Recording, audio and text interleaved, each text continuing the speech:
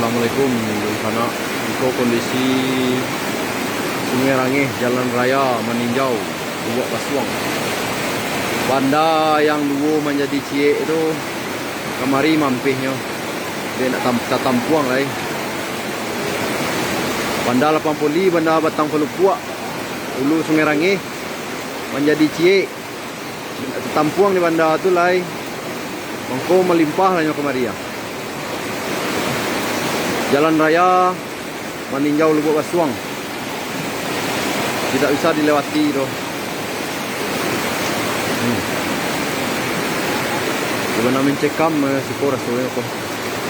Bahayo.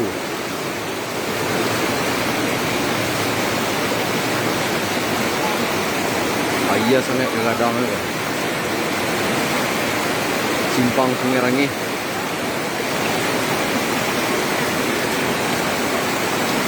Entah apa lah aku.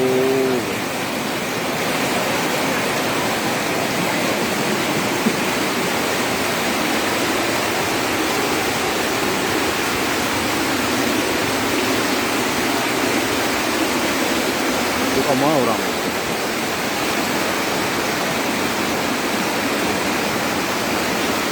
Mau ke Tansir banyak ki?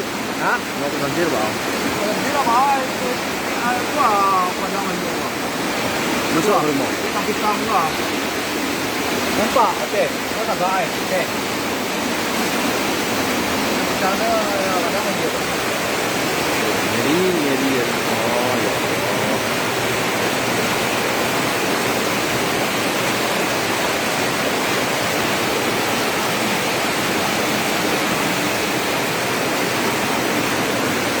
Jalan Raya.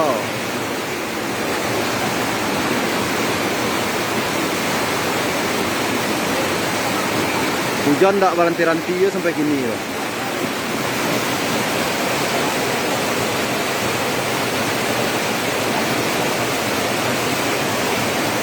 Warna jadi banda lah buang.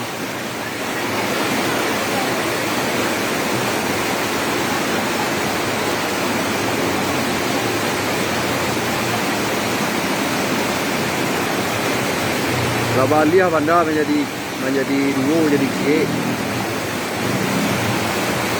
Aku akibat bos.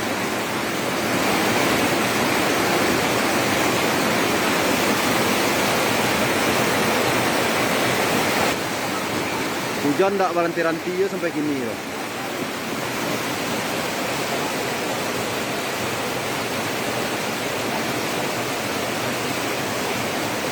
Warna jadi banda lah buang.